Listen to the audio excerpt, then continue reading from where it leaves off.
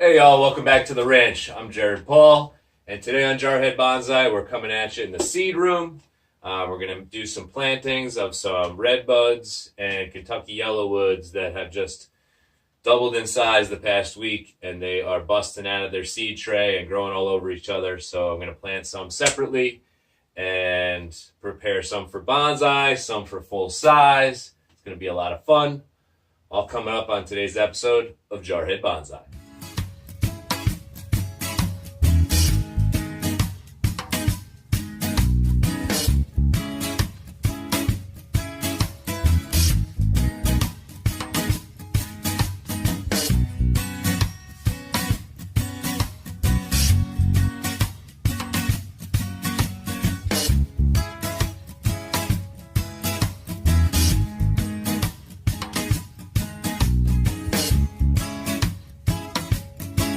All right, so I'm really into bonsai, and yes, I've done a year of preparing for this spring to really start getting into pre-bonsaiing and bonsaiing indoor and outdoor trees.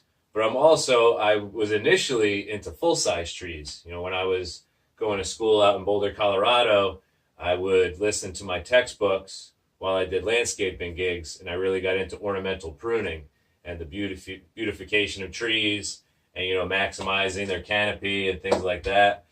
And then that led me to really start appreciating the trees on the trails out in Colorado. And anyways, lo and behold, last Valentine's Day when Laura got me some bonsai seeds, I went crazy and planted a ton. So here we are.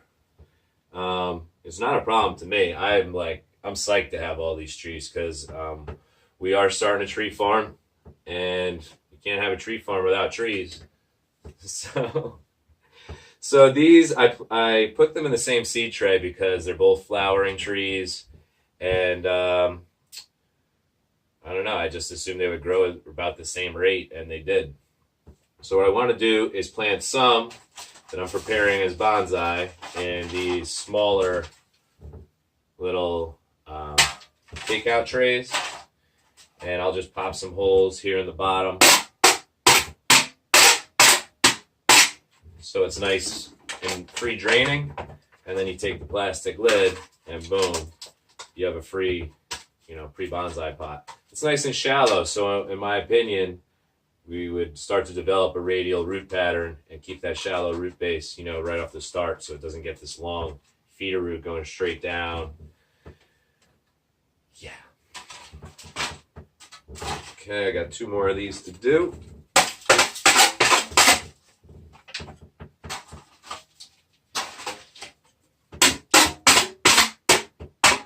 Be careful with this shit. You don't want to cut yourself. Always point the blade away from you whenever you're doing anything.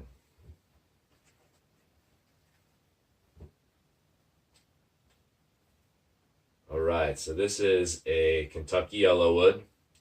And it's looking really healthy. It's even got some nice sway in the trunk already. So with these bad boys, we ordered like 1,000 of these pouches, actually more than that, because we were going to be selling seedlings through this company. But, after rethinking it, I just didn't want to do it. So here I have all of my trees in these little biodegradable pouches that I see the roots are climbing through, but since I can do it, I'm gonna try to get as much of it off as possible before I transplant it.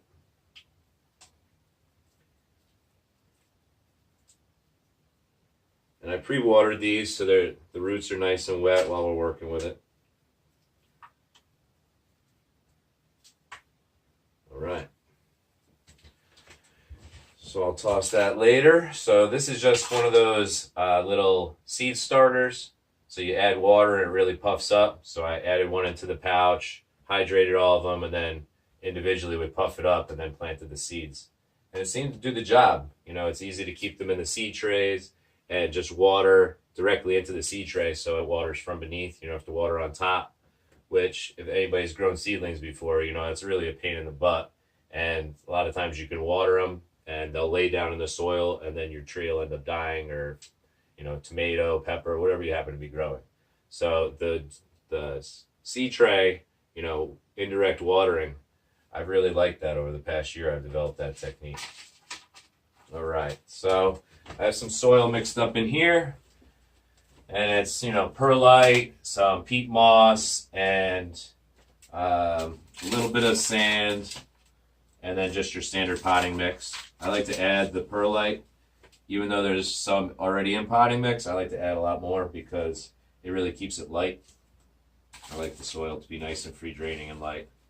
And I make a total mess up in the seed room, and luckily people clean up after me.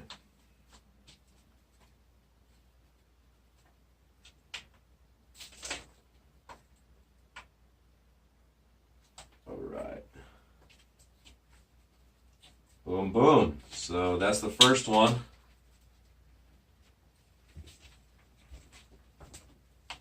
So you see we got this nice yellowwood. I like those leaves. And apparently the American yellowwood flowering, or slang term Kentucky yellowwood, these give off really nice big white flowers. So I don't know how long it takes to get the big ones, but maybe we'll get some of those this spring and summer. All right, so I'm going to set this to the side, and you've seen me do it once, but maybe the repetition will help you when you do your planting. So I'm going to throw it on a time lapse and put on some groovy music. So stay tuned.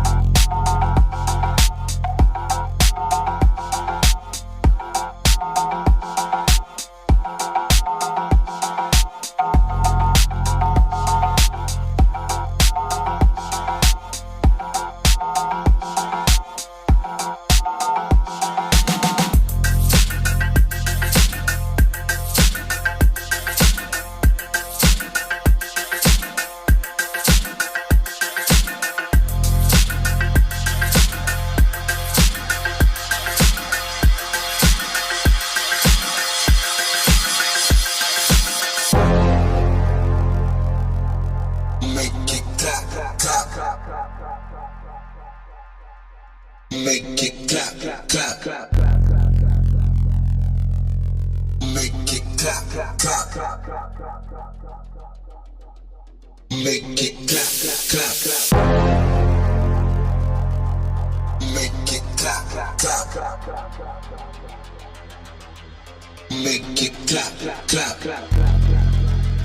All right, y'all. I hope you enjoyed the video. Look for next episode coming up to be on transplanting my kiwis and banana passion fruit. They are vines and they are really getting long and leggy. So I'm going to do some research on best way to tackle those as they pertain to bonsai as well as full size. And we'll get to that on the next episode of Jarhead Bonsai. So thanks for joining me. Have a great day.